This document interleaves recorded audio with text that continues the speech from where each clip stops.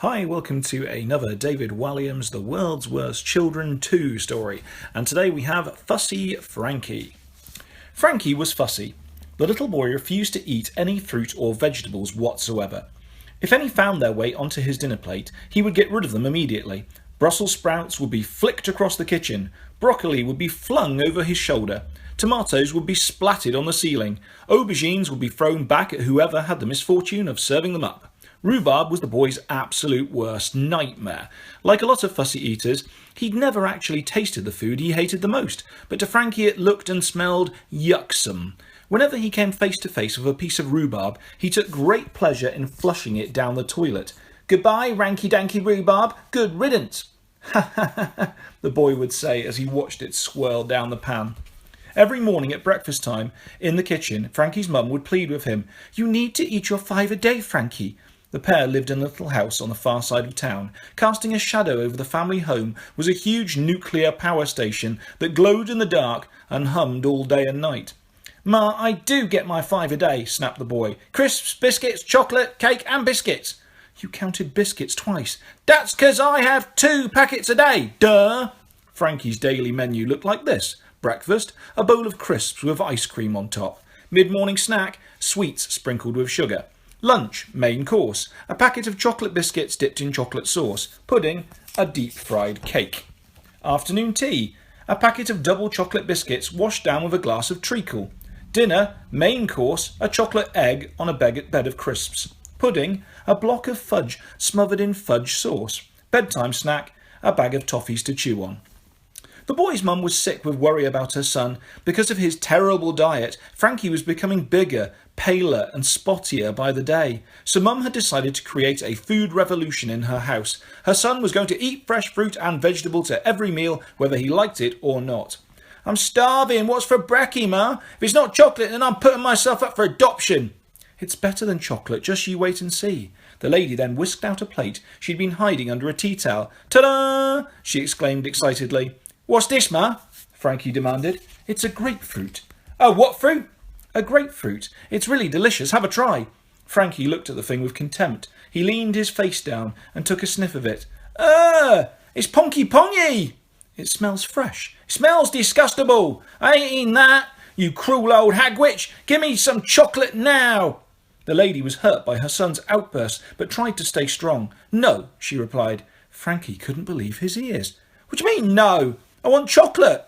"No, Frankie, grapefruits are yummy, I promise you. They taste sweet, just like a sweet. Come on now, be a good boy." The lady tried to feed her son a segment with a spoon, as if he was a baby. He struggled for a while, but Mum persevered and eventually got the piece of fruit in her son's mouth. As soon as she had, he spat it back at her. Splat! It hit the boy's mum right on the nose. "Ah!" screamed Frankie. "That tasted like pukey plops." As the poor lady peeled the piece of grapefruit from her nose, she realised she might have to try a different approach with her son. Bribery. "Look, Frankie," she began, "if you eat the grapefruit, you can have 1 square of chocolate from this giant bar here." Mum always had a giant bar of chocolate on standby in case her son became angry. The boy was craving chocolate. He hadn't had any for a matter of hours. However, there was no way he was going to eat that yucky-mucky fruit thingamy, whatever it was called. A wicked plan crossed his mind. "All right, Ma, you are right. I should have me 5 a day. I'll eat it." "Good boy," exclaimed Mum. "Oh, Frankie, I'm so pleased. Go ahead." "Nah," he snapped. "You need to get the chocolate out first." Yes, of course." As soon as Mum had turned round, Frankie picked up the grapefruit and hurled it out of the window. Whoosh! It flew right at the nuclear power station. The grapefruit must have hit something as the lights on the power station flickered for a moment. Mum then turned back with the square of chocolate in her hand. "You finished it?" "Yeah, Ma," lied Frankie. The lady inspected his bowl. "You ate the skin as well?" "Did I?" Yes, it's very tough, the skin of a grapefruit." "Yes, well, that's the bit split, Ma. Now, give me that chocolate now." "I said, give me that chocolate now." The lady was about to hand her son a square of chocolate when he ate it out of her hand like a dog. "Ow!" screamed Mum. "You bit my finger." "It was in my way, Ma. Now what's next?" Feeling she was on a roll after Frankie had eaten up his grapefruit, skin and all, she tried the next fruit, a banana. It was the same routine. Frankie tricked his mum into thinking he'd eaten it in exchange for another square of chocolate. Again, the banana was flung out of the window. However, because it was bent, the banana returned to him like a boomerang, banging Frankie on the head. So he threw it again, underarm this time, and once again it hit the power station. The hum became a loud grinding noise. Mum turned back to see the plate was empty. "Frankie, you ate the banana skin?" "Yeah, Ma, it was yummy-tastic. Chocolate now." Yes, of course. This time the lady wasn't taking any chances with her fingers. She had become attached to them, so she threw the square of chocolate up into the air for her son to catch in his mouth, the way one might throw a fish to a killer whale. Having had incredible success with the grapefruit and banana, the lady thought it time to become more adventurous. So this morning's breakfast was to be rounded off with an exotic fruit, a pineapple. Once again, Frankie managed to convince his mum that he had eaten it whole when he had lobbed it out of the window. Once again it reached the power station, causing some kind of siren to go off in there. "What a super breakfast, Frankie," said Mummy brightly. "We're on a roll now." A little later that day, it was time for lunch. Frankie's mum felt she should try her son on some vegetables. A cauliflower was the first one to be flung out of the window as soon as Mum's back was turned. He threw it like one might throw a shot put. The boy was given another square of chocolate. Next, a platoon of peas was plucked one by one off the boy's plate. Ping! Ping! Ping! They all flew out of the window straight towards the power station. This was fun. And the reward was more chocolate. Pudding was a pear. The weird, misshapen, easily bruised apple-type thing was, of course, flung out of the window, and it disappeared somewhere inside the power station. Mum was worried that because her son was being so good, eating up all his fruit and vegetables, she was soon going to run out of chocolate. The giant bar was nearly gone. Dinner was a cabbage. This is a vegetable even people who like vegetables don't like. Even other vegetables shun the cabbage and won't be friends with it.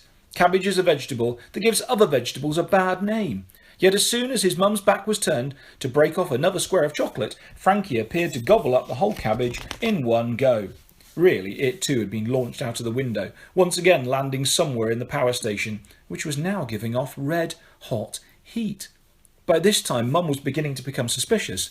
"I hadn't even cooked that cabbage yet," she exclaimed. "I like it raw, Ma. More nutrition, nunty." The boy was searching for the word nutritious, but couldn't find it anywhere in his brain, so settled for something simpler. "More things in it." Mum wasn't exactly sure what her son meant, but nodded anyway. "Yes, good boy." "Chocolate!" Yes, of course, coming right up." For pudding, Mum had planned to feed her son his most dreaded food, rhubarb. "Now, Frankie, let's see what a good boy you really can be. If you eat your rhubarb, you can have 2 squares of chocolate. In fact, you can finish off the whole bar." As she turned around to pick up the bar, Mum noticed the window was wide open. "That power station is very hot today," she said to herself before shutting the window. A piece of rhubarb flew past her head at speed. Whoosh! It bounced off the pane of glass, boing, and struck the lady on her face. Splat! "Frankie, what on earth do you think you're doing?" demanded Mum. She was furious at having been fooled like this. "I think that rhubarb thingy is still alive. As soon as I bit into it, it ran off." "Did it indeed?" "Yeah, it ran across the table, then did this big leap thing off the window." Mum stared at the boy. She was fuming. Frankie knew the game was up. He hadn't seen that look since he'd swapped the family dog for a bar of fudge. "You haven't eaten a single fruit or vegetable I have served up all day, have you?" Frankie was silent for a moment. "Yeah, I have, Ma." "Really?" "Yeah, I took a nibble out of one." "Which one?" "A pea." "You ate one pea?" "Nah, I ate about half of one. It was ranky-danky-doodah, totally disgustable. Repulsing, never again, right? Ma, give me the rest of the chocky bar now." "There will be no chocolate for you, young man," cried Mum. Being called young man meant he was in serious trouble. "Now, you get off to bed at once." "But Ma, bed." Frankie shrugged and sloped off upstairs to his bedroom. He muttered something about not caring, but he did really. Nobody wanted to go to bed at 6 o'clock. Even babies were allowed to stay up later than that. Frankie hrumphed to himself as he slumped down on his bed. He stared out of the window. It was still light. Something strange was going on at the nuclear power station. Red lights were flashing everywhere, and workers were running around in what looked like panic. "Bed, now!" shouted Mum from the boy's bedroom door. As he slid under the covers, she drew the curtains. "Tomorrow we're going to start all over again." "What?" "Guess what's for breakfast?" "Dunno, something vomititious and all fruity vegetable-y, I bet." "You are dead right, young man. Rhubarb." "Nah," the boy bawled. "Yes, rhubarb for breakfast." With that, Mum stormed out of the boy's bedroom, dramatically slamming the door as she did so. Bang! The lady then had a sit down in a darkened room. She couldn't remember ever being so angry. That night Frankie found it hard to sleep. The thought of having to eat rhubarb for breakfast made his stomach turn. He tossed and turned for hours before finally drifting off. The sound of someone or something tapping on the window woke him. Frankie's eyes opened in terror. What was this? One of those dreams where you dream you're awake.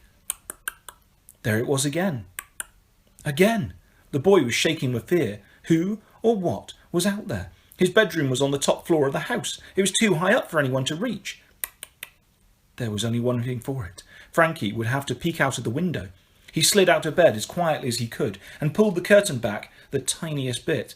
"Ah!" screamed the boy. Outside was some kind of monster. It looked like a cabbage, was about 1,000 times the size and was glowing a luminous green colour. It tapped on the window with its leafy hand. And it wasn't going away. Frankie slowly opened the curtains. What was this creature? A giant alien plant from outer space?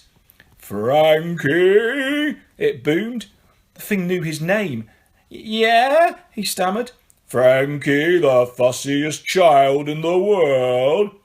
"I guess so. Who are you?" "I am the cabbage you so cruelly threw out of the window. Yes, we fruits and vegetables do have feelings, you know." "Why are you all big and talking?" "You threw me so high I went down the chimney of the power station and ended up in the nuclear reactor." What? The boy couldn't believe his ears. Behind the giant cabbage, Frankie could see that smoke was billowing from the power station. It was clear the place was going into meltdown. "Now it's time to get my revenge. If you won't eat me, I will eat you." With that, the cabbage's leafy hand smashed through the window and grabbed the boy by the arm. "Ow!" he screamed. Frankie wrestled free and rushed out of his bedroom. He raced down the stairs and out into the street. He ran as fast as his legs could carry him.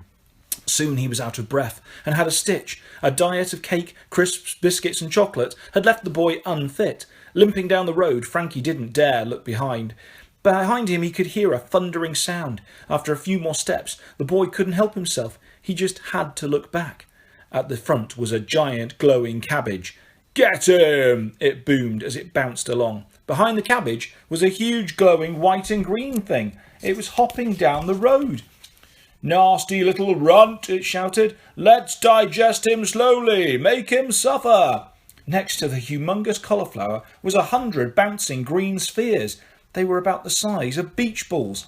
Frankie realised these must be the peas that he'd flicked out of the window. The peas seemed to be crying. "I can't believe he did this to us," one said, fighting back the tears. "Everyone likes peas."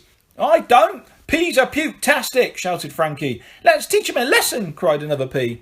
"Yes," shouted a chorus of them. The fruits were not to be outdone by the vegetables. A giant grapefruit, a ginormous banana, a colossal pear, and an enormous pineapple were all following close behind.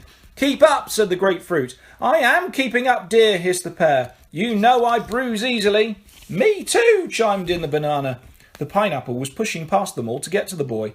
"Out of the way, commoners! Exotic fruit coming through!" it bellowed in a posh voice. Frankie was frozen in fear. The fruits and vegetables surrounded him, all ready to pounce. "Please, please, I beg you, don't eat me. I promise they'll eat me 5 a day." Just then a voice came from far off. It was a ginormous rhubarb. "The boy is mine," boomed the rhubarb from the roof of the house. The vegetable was lit from behind by a silvery moon. "What?" demanded the cabbage. Frankie looked at the tall pink vegetable thing. I didn't even manage to fling you out the window," the boy protested. "You bounced off the glass and hit me in the face." "I know," replied the rhubarb. "That is a crime not just against me, but against rhubarbs of the world. I had to avenge them, so I crawled across the kitchen floor, leapt through the cat flap, and jumped over the fence to get inside the power station. From there I found my way into the nuclear reactor. Bingo! A nuclear rhubarb. Your worst nightmare." With that, the monstrous vegetable leapt off the roof of the house. It flew through the air, opening its mouth wide, revealing its terrifying rhubarby teeth. "Ah!" screamed the boy as his head was munched off. All the fruits and vegetables pounced. "I want an arm," shouted the cabbage. "I want a leg," exclaimed the cauliflower. "Save us the rest," said the fruits. It was a feeding frenzy. The boy was gone in seconds. The peas bounced up and gobbled down what was left of him. That was the end of Fussy Frankie. So children, please remember this important lesson. Eat your greens, or one day they might eat you. Well, there we go. Another David Walliams, the world's worst children story. And I will be back soon with another one. I hope you enjoyed that one. And obviously a little message there about eating your greens. So if you would like to subscribe to my channel or hit a like, that would be much appreciated. Thanks for listening. I hope you enjoyed the story, and I will see you again soon. Goodbye.